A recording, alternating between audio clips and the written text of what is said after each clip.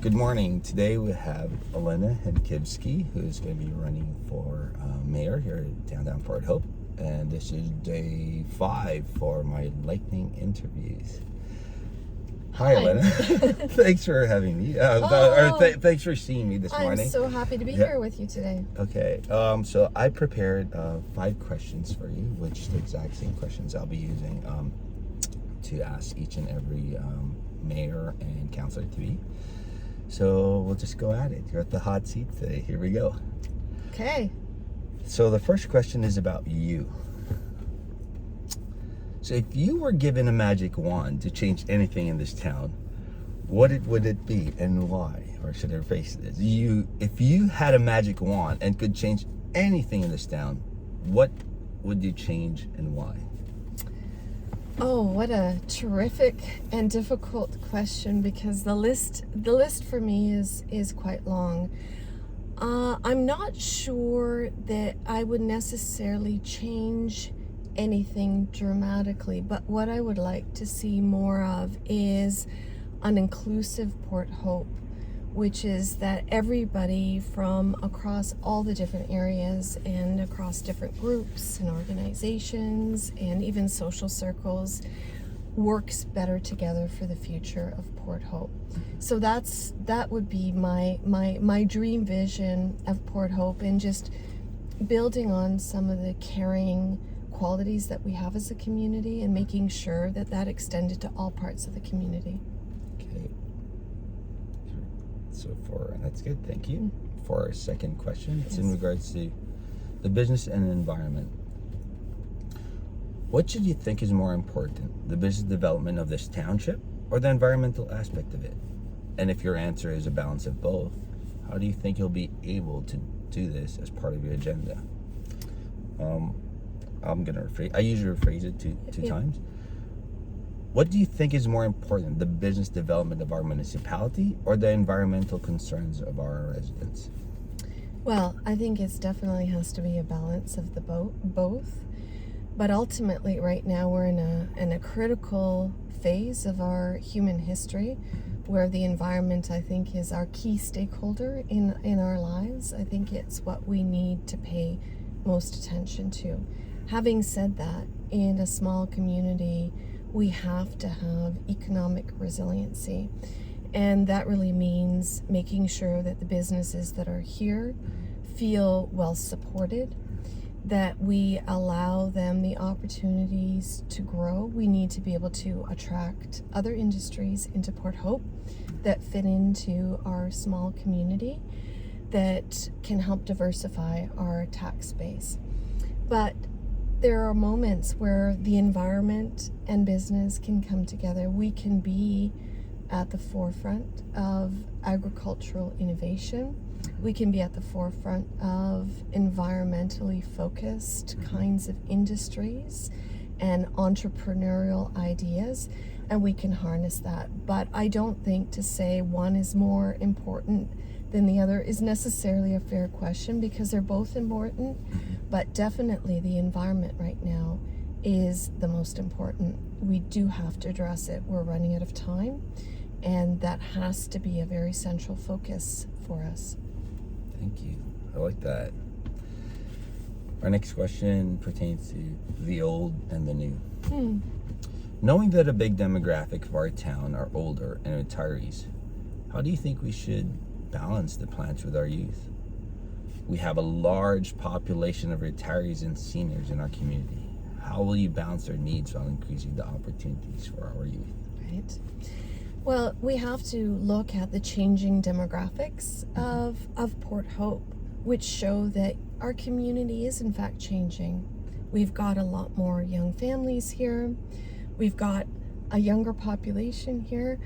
But I also understand the needs of the older part of the community, because I take care of an 87 and a 92-year-old at home, my parents. Wow. So I understand the challenges of aging in place, and I understand the challenges of long-term care in our community. And the way that I talk about our community is, how can we be caring across the entire life course?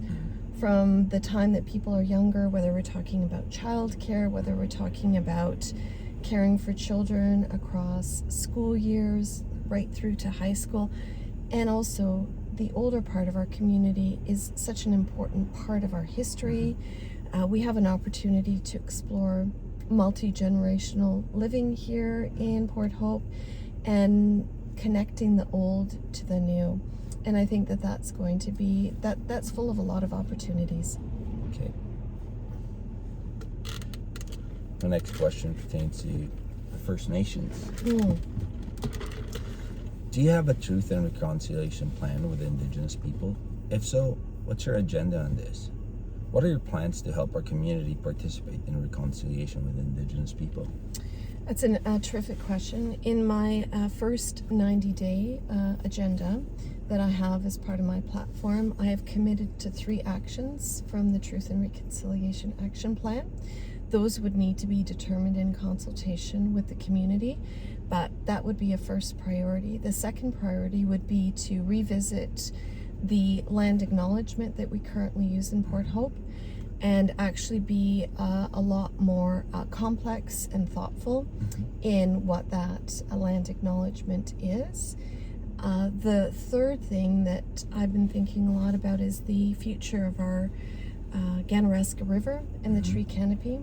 And I'm very interested in the whole notion of legal personhood for our natural resources. And that's a whole movement. Yeah, that's a whole movement that is now starting in environmental legal circles, but has a very large leadership and partnership role for neighboring Indigenous nations and communities, and is seen as a very important part of advancing reconciliation. Thank you for that. I might have to look into that even more because first time I'm hearing that. I like It's very that. cool. In Quebec, Yeah.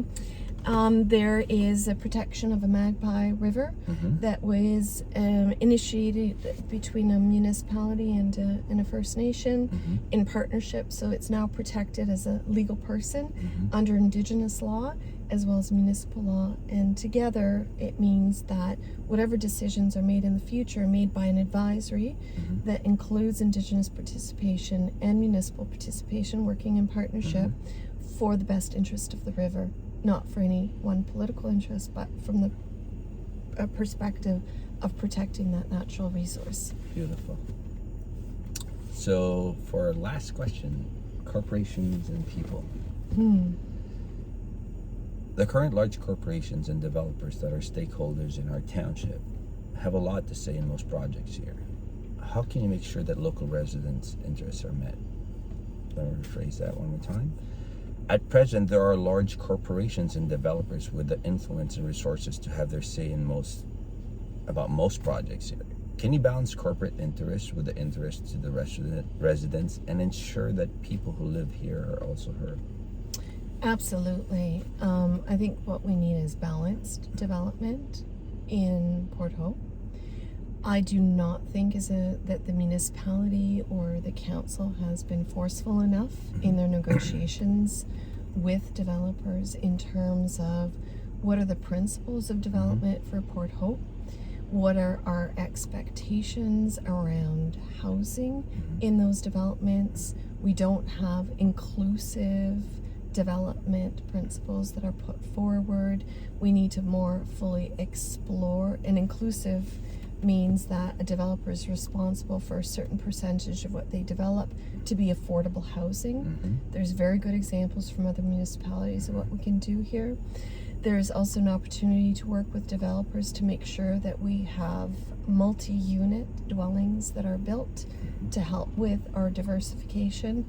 And we can certainly demand of developers that they contribute directly to the community, whether it's through development of pocket parks and green spaces or sidewalks or other things that will contribute directly to our community should they come and choose to work with us here. But we need a strong council to be negotiating with developers. Well, that ends our five questions, lightning questions. Thank you very much for your time, Olena. Really Thank you so much. And good luck. Thank you. Appreciate it. Thank you.